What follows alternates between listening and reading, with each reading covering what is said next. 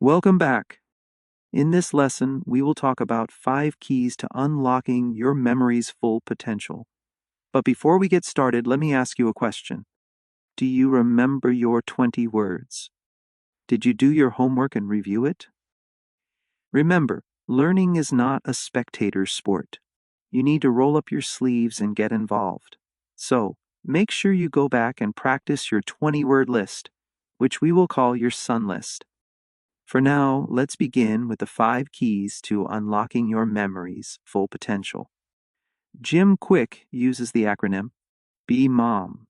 The letter B in BMOM stands for belief. But what does that mean?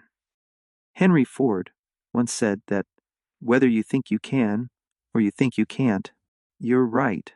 So, if you believe you can or you believe you can't, either way, you are right. This is an important lesson because I can teach you the most effective techniques for memorizing information.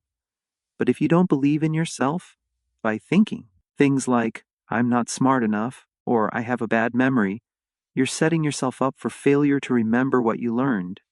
See, our brain operates much like a supercomputer, but just as a computer's performance hinges on its software, so too does your brain's effectiveness depend on your beliefs and self-talk. You poison your brain when you repeatedly tell yourself, I'm not good at learning, I have a bad memory, or I'm not good at math. Your brain will absorb negative statements or beliefs about yourself and respond accordingly. It will execute the mental programming you've been feeding your brain. You see, Richard Bach wisely said that if you argue for your limitations, you get to keep them. Thus, recognize that your beliefs, thoughts, or self-talk have power. This does not mean having a negative thought will ruin your brain's potential. Everyone has self-doubts or negative thoughts, but it is the consistency or repetition that can have an adverse effect on our cognitive abilities. So, you want to maintain positive beliefs, thoughts, and self-talk. Let's proceed to the next letter. The E in BMOM means exercise. This includes physical exercise.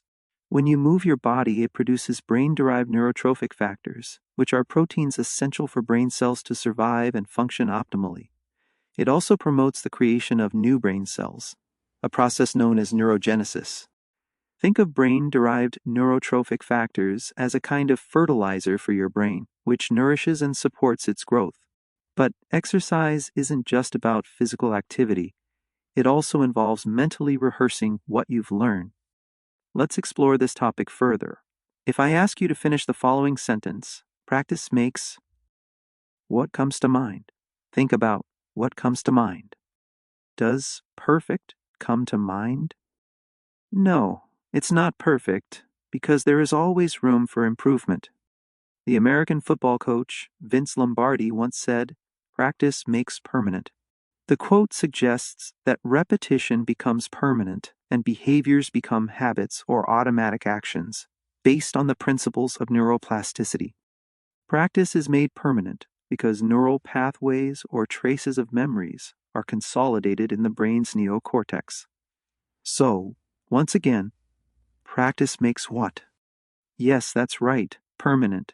But to make the information you learned permanent, you need to exercise or practice what you learned regularly. Now, the third key to unlocking your memory's full potential is represented by the letter M in BMOM. The M stands for motivation. What is your motivation for learning and remembering? Why do you think motivation is important for learning and memory? Well, if someone offered you $1 million to remember 5 names, would you remember them? My guess is yes, because $1 million is a strong motivation to remember. Even if you have never taken a memory course to train your brain, you will remember because you have a reason to remember. Your reason to remember will enhance your level of motivation, which in turn influences your mind to focus on one task and disregard everything else. Thus, your memory isn't solely tied to your ability. Your motivation drives it. But how can you apply this principle to improve your memory? Before learning and remembering information, ask yourself, what is my level of motivation? to memorize the information on a scale from 1 to 10. If you self-score a 4, ask yourself, what can I do to increase my score to 6 or higher? One way to increase your score is to explore your reason for remembering by asking, why? Why do you need to learn and remember this information? Your response may be a what. For example, what you get from learning is an A in a class. While your what is valuable, you need to keep digging deeper until you find your why. Your why is your purpose, which can trigger chemicals in the brain that motivate you to learn and remember. Let's move on to the next letter. The O in BMOM stands for observation. When we forget or fail to recall something we thought we learned, it is often not about our retention, but more about our attention. You see, the art of memory is the art of attention.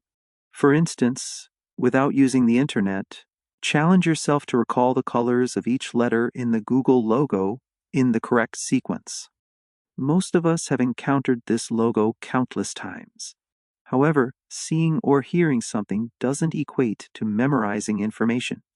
Despite having seen it, recalling the specific colors blue, red, yellow, blue, green. And red is surprisingly difficult to recall. Have you ever faced a similar situation during an exam? You've studied the material, so you know you've at least seen it before, yet the answer escapes you. Why? Because during your study sessions, you might not have been fully focused. Perhaps you were multitasking. So, the essence of memory lies in attention. It's less about retention and more about attention. If your attention isn't unwavering during the learning process, you may struggle to successfully encode or record new memories. So, what is the solution? Practicing mindfulness can enhance your ability to concentrate, promoting a singular focus that unlocks your brain's potential for learning and retaining information. This is the letter O, or observation, in BMOM. Now, the last letter in BMOM is M, which stands for methods or techniques. These are the tactics and strategies to improve your memory. The reason methods are taught at the end is that it's essential to first address your self-beliefs. See, building confidence in yourself lays a strong foundation for improving memory. Additionally, it is beneficial to physically move your body and mentally practice what you've learned. However, don't forget that motivation plays a crucial role in enhancing memory, alongside observation and focused attention. These 4 methods will significantly enhance your memory, even without the use of methods. But you'll be excited to discover that this memory program will also teach you techniques or strategies to elevate your memory to new heights. I'm excited to share these methods with you in our upcoming lessons, so I can't wait to see you next time.